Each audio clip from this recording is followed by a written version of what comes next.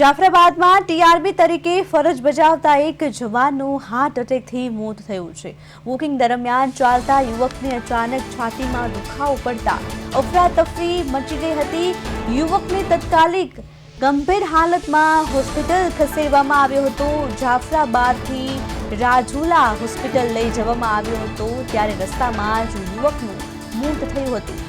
મૃતક યુવક જાફરાબાદનો 24 વર્ષીય હોવાનું જાણવા મળ્યું છે। પોલીસ ભરતીની તૈયારી કરી રહ્યો હતો।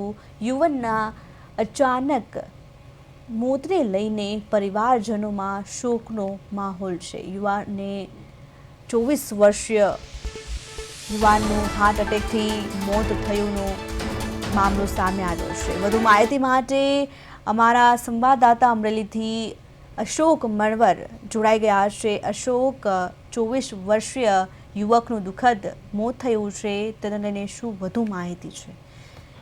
જી ચોક્કસ જણાવી દઈશું। ખાસ કરીને જાફરાબાદ શહેરમાં ટીઆરબી જવાનનું હાર્ટ એટેકથી મોત થયાનું સામે આવ્યું છે। ખાસ કરીને જાફરાબાદ વિસ્તારમાં વોકિંગ સમયે ચાલતા હોય અને અચાનક તેને છાતીમાં દુખાવાની ઘટના બની હતી અને હાલ તેનું હાર્ટ એટેકથી મોત થયું હતું। 24 વર્ષે હર્ષદ મકવાણાનું હાર્ટ એટેકથી મોત થયું હતું। મૃતક યુવક પોલીસની ભરતીની તૈયારી કરી રહ્યા હતા તે દરમિયાન આ ઘટના બની હોય અને હાલ તેને હાર્ટ એટેક આવ્યું હતું। ખાસ કરીને તેને જાફરાબાદથી રાજુલા હોસ્પિટલ સાથે લઈ જવામાં હતો અને રસ્તામાં જ તેનું મોત નીપજ્યું તેવું પણ હાલ જાણવા મળ્યું છે। હાલ મોત નીપજતા પરિવારજનોમાં પણ શોકનું મોજું ફરી રહ્યું હતું અને હાલ તો આ ટીઆરબી જવાન છે તે જાફરાબાદ વિસ્તારની અંદર ફરજ બજાવતો હતો અને હાલ તેઓ પોલીસની તૈયારી કરતા। હાલ તો તેનું હાર્ટ એટેકથી મોત થતા લોકોમાં પણ હરાટી રહેતી હતી અને હાલ ઘટનાની જાણ થતા લોકો પણ હોસ્પિટલ દોડી આવ્યા હતા।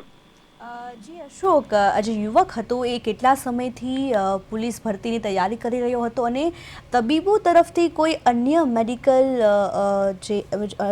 તરફ કોઈ પુષ્ટિ કરવામાં આવી છે કે કોઈ અન્ય બીમારી હોય કે એ અંગે કોઈ માહિતી સામે આવી છે?